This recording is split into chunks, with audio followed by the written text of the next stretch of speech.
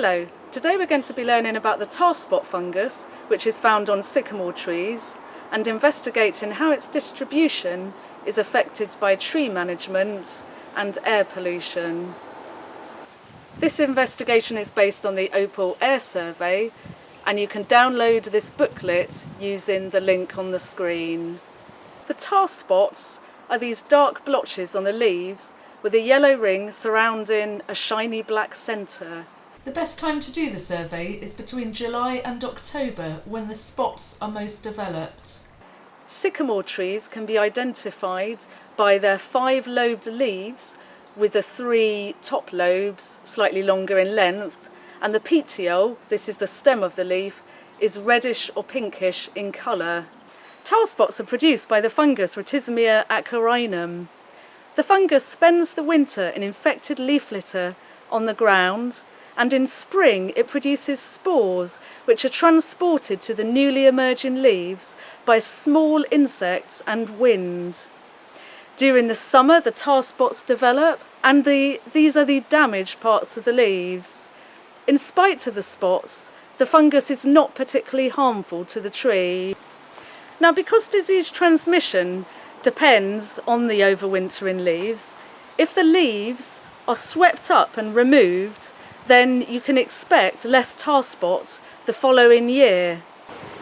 Now, because fungal transmission depends on the overwintering leaves, an interesting investigation is to compare the tar spot abundance on trees where leaf litter is swept up and removed each year, for example trees next to a playing field, to those trees where the leaf litter is not removed each year, for example in a woodland.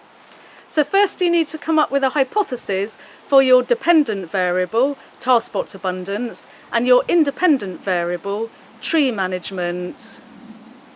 Now there's other biotic and abiotic variables that may affect tar spot abundance, so you need to consider these as well, and as much as possible have these consistent across sampling sites.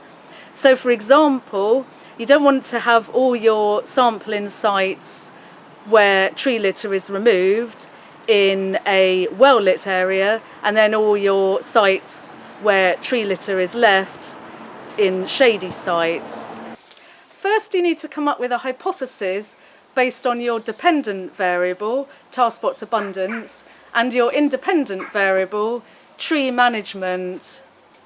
Now it's important to consider the other biotic or abiotic factors as well, those that may also affect tar spot abundance.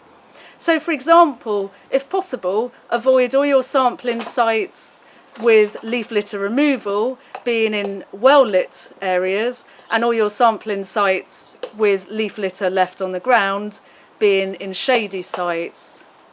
Now of course this is not always possible, but what is important is to note these differences, or even better, to measure them.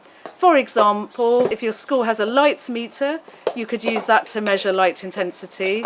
Another factor that could affect tar spot abundance is the age of the tree, and you can find this out by measuring the girth or diameter of the tree at 130 centimetres. Now, the obvious way to measure tar spot abundance is to count the number of tar spots on each leaf.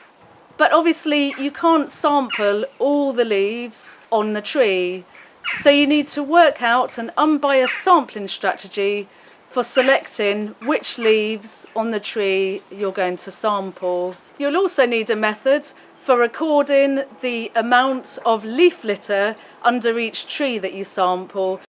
Another interesting investigation is to compare the tar spot abundance on sycamore trees growing next to busy roads to those in areas with less traffic. The tar spot fungus is highly sensitive to nitrogen oxide pollution produced from the combustion of fossil fuels, including in vehicle exhausts. You can see that the leaves of this sycamore tree have hardly any tar spots. These 3 leaves came from a sycamore tree in town next to a big car park, and again there are not many tar spots. However, you will have noticed the trees earlier in this video had abundant tar spots, and they are growing in a village location where there is very little passing traffic. Thank you for listening. Good luck with your investigations.